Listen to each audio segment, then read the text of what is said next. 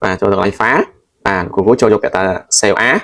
và tập sale á cùng với cho bắt đầu sớm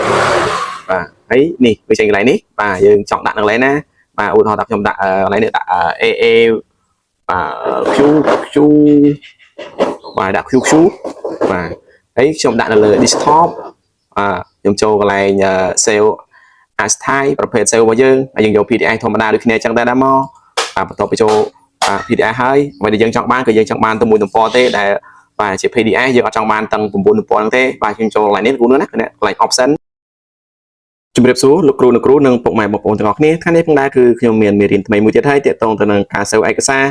នៅក្នុងឯកសាររបស់យើងគឺមាន page ច្រើនបាទយើងចង់ save page តែមួយធ្វើជា PDF តែយើងចូល save កន្លែងណាបាទលោកគ្រូនិងគ្រូអាចមើលវីដេអូរបស់ខ្ញុំថ្ងៃនេះលោកគ្រូនិងគ្រូនឹងចេះ save បាទនៅ slide មួយណាដែលលោកគ្រូចង់ save ឲ្យទៅជា PDF ដើម្បីផ្ញើទៅឲ្យនរណាម្នាក់បាទដោយយើងមិនបាច់ចាំ save ទាំងឯកសារទាំងអស់នោះទេតើការ save បែបនោះតើយើងចូលទៅកន្លែងណាតោះទៅមកខាត់ពេលបាទលោកគ្រូចូលទៅតាមដានការធ្វើវីដេអូជាមួយនឹងខ្ញុំទាំងអស់គ្នាបាទទី1លោកគ្រូមាន file ស្រាប់ជាច្រើនទំព័រចាំមកតែម្ដងឥឡូវខ្ញុំចង់ save បាទទំព័រ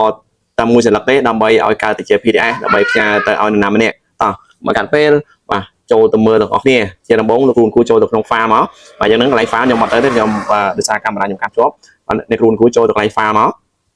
បាទនេះបាទចូលទៅកន្លែង file បាទគ្រូចូលយកពាក្យថា save as បាទបន្ទាប់ពី save as គ្រូយក browser បាទហើយនេះវាចេញកន្លែងនេះបាទយើងចង់ដាក់នៅកន្លែងណាបាទឧទាហរណ៍ថាខ្ញុំដាក់កន្លែងនេះដាក់ AA បាទ Q បាទដាក់ Q បាទហើយខ្ញុំដាក់នៅលើ desktop ខ្ញុំចូលកន្លែង save as style ប្រភេទ save របស់យើងហើយយើងយក PDI ធម្មតាដូចគ្នាចឹងដែរមកបន្ទាប់ពីចូល PDI ហើយអ្វីដែលយើងចង់បានគឺយើងចង់បានទៅមួយទំព័រទេដែលបាទជា PDI យើងអត់ចង់បានទាំង9ទំព័រហ្នឹងទេបាទយើងចូលកន្លែងនេះគូនោះណាកន្លែង option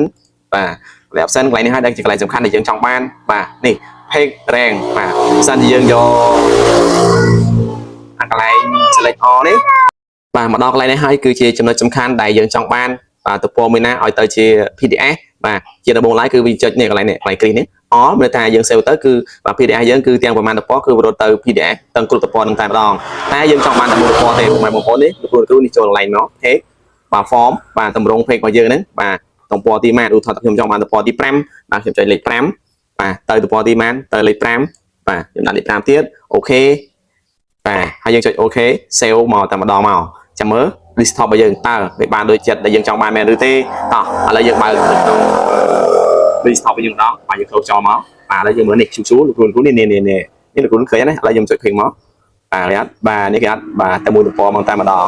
បាទអត់បាទអូខេបាទនេះគឺជាវិធីមេរៀនថ្មីមួយសម្រាប់ចែកចម្លែកទៅដល់លោកគ្រូនិងគ្រូទាំងអស់គ្នាអរគុណច្រើនសម្រាប់ការតាមដានរបស់លោកគ្រូនិងគ្រូទាំងអស់គ្នាកុំភ្លេចបាទជួយចែកចម្លែកវីដេអូរបស់ខ្ញុំនិងជួយបាទ follow page ឲ្យខ្ញុំម្នាក់មួយផងដើម្បីបានចំណេះដឹងថ្មីអរគុណច្រើនបាយបាយ